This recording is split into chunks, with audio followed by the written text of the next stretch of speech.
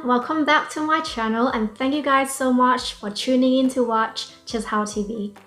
Before we get into the video, I just want to say a big thank you to those who have supported me throughout this whole month, even though I have not been consistent with my content. So thank you so much.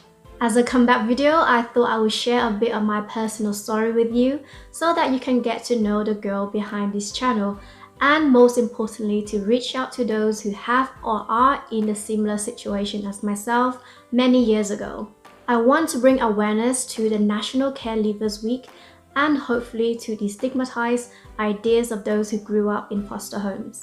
Personally for me, I was embarrassed and somewhat ashamed of growing up in a foster home, and for that I didn't share a lot of my stories. My background story is that I came into care in year 9, so I was around 13-14. The flat that I was living with my family at the time was caught on fire and we lost everything. I was living in my school uniform for weeks until my secondary school at the time donated some clothes and shoes to me. Hello Cumberland, if you are watching. Essentially, after the fire incident, we were homeless. I was sleeping on the floor or on the sofas of family friends' homes. Money was very tight for us, so I ended up in the care system.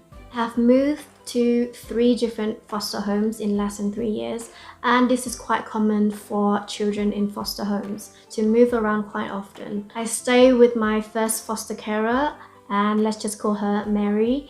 I stayed with her for less than a year before she decided to retire in Jamaica.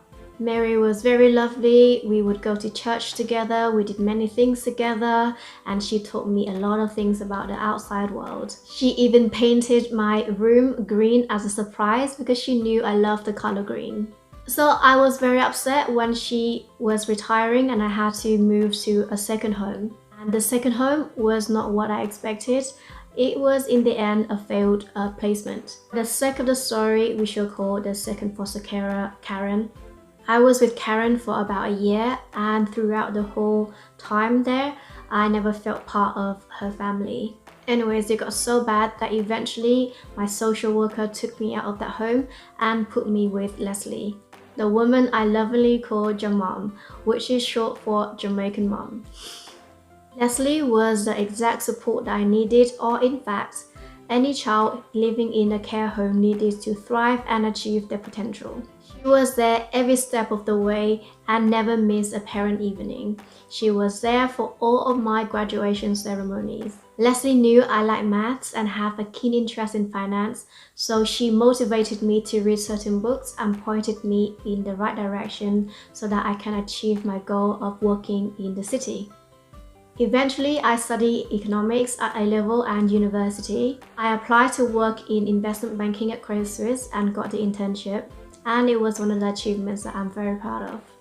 I continued in that career path after finishing a master's degree and now working for a boutique investment bank in Mayfair, which is another milestone that I'm proud of achieving. Of course, I wouldn't be able to achieve all of this without the love and support from many people along the way. Mary, Jamal, my social workers, mentors, charities, and ambassadors. It truly goes to show that raising a child does take a village, and there are many children out there who did not or do not have that network of support like I had.